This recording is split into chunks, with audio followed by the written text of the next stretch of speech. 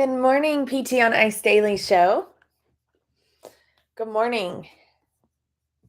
My name is Dr. Alexis Morgan. I am one of the faculty with clinical management of the fitness athlete, pregnancy and postpartum.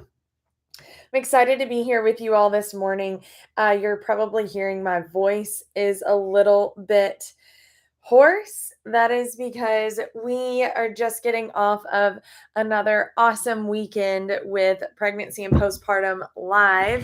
That was here in Hendersonville, Tennessee. Jess Gingrich joined me and we had a blast.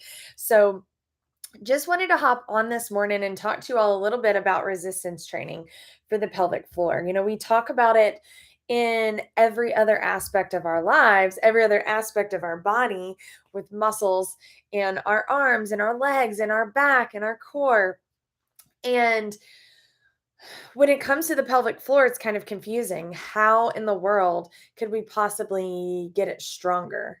And not just stronger, like contract the muscle, but stronger to add resistance. We know the benefits of resistance training go far and beyond just body weight training, right?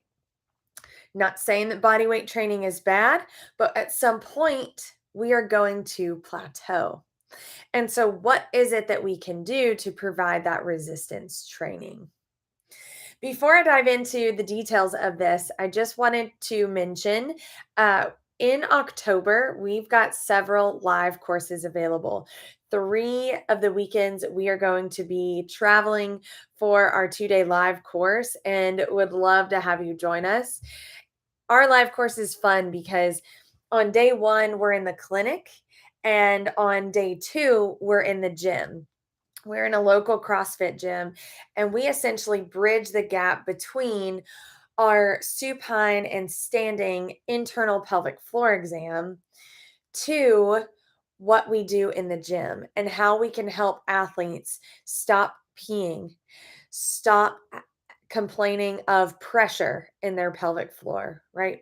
So we bridge that gap with you all, and it is such a fun course. So check out ptonice.com to find the dates for that. We're going to be in Baton Rouge, Louisiana, Germantown, Maryland, and right outside of Milwaukee, Brookfield, Wisconsin. Would love to have you. And then in November, we are starting our next 8-week online cohort. All right, so resistance training for the pelvic floor.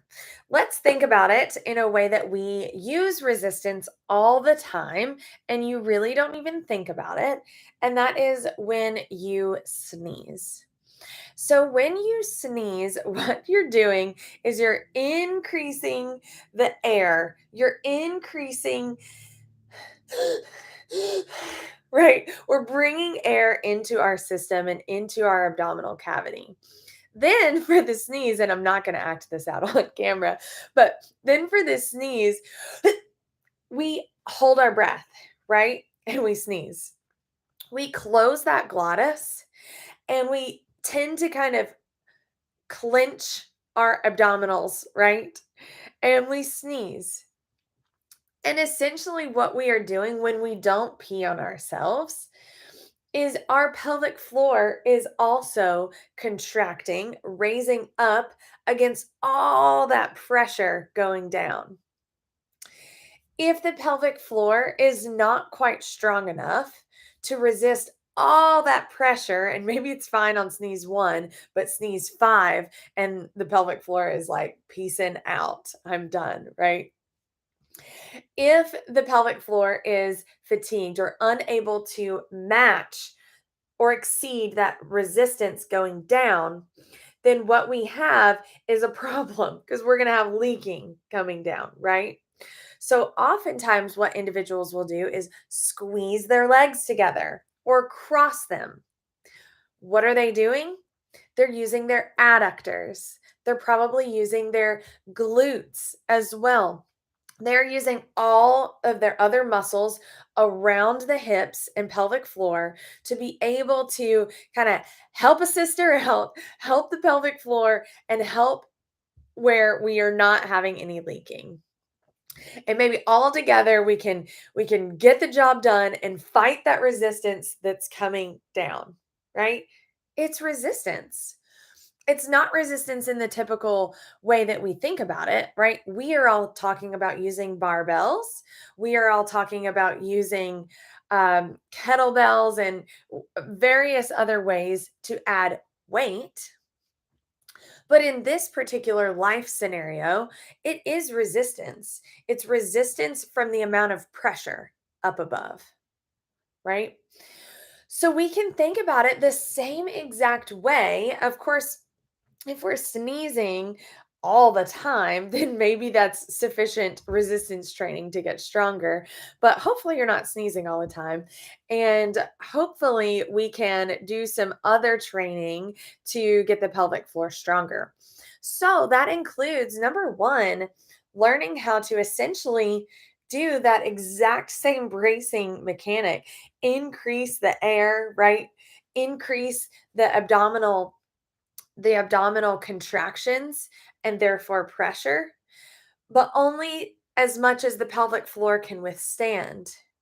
And we can rep that out. So I'm talking about doing things like holding a goblet squat, right? Or holding a back squat. We have to brace against that and go through a squat.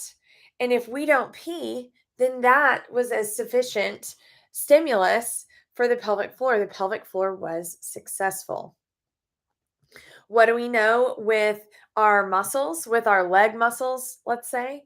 If we want to get them stronger, we've got to get pretty close to our 1 rep max, right?